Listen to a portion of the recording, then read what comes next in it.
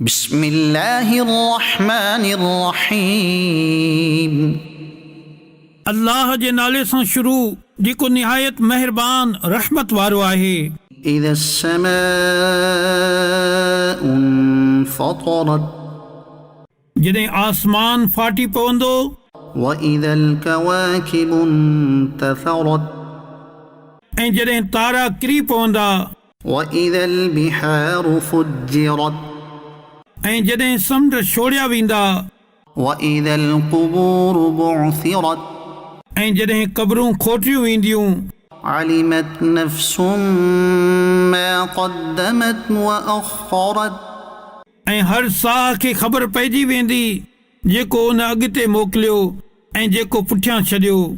या अय्युहल इंसानु मा ग़र्रक बिरब्बिकल करीम, ऐं इंसान तोखे कहिड़ी शइ पंहिंजे करम वारे रब जे बारे में धोखे में विधो।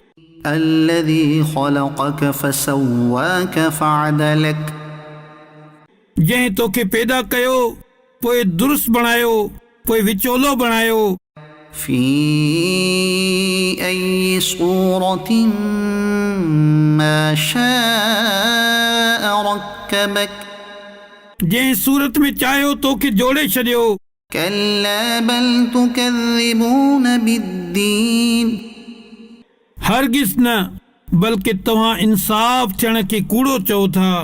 व इन्न अलैकुम लहाफ़िज़ीन, ऐं बेशक तव्हां ते कुझु ज़रूर निगहबान मुक़रर आहिनि।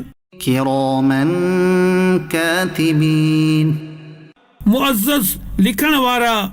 यअलमून मा तफ़अलून, इहे ॼाणनि था जेको कुझु तव्हां कयो था।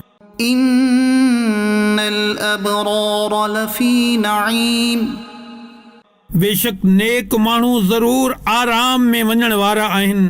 व इन्नल फुज्जार लफ़ी जहीम, ऐं बेशक बदकार ज़रूर दोज़ख में आहिनि। यस्लौनहा यौमद्दीन, इंसाफ़ जे ॾींहुं इन में वेंदा। वमा हुम अन्हा बिग़ाइबीन,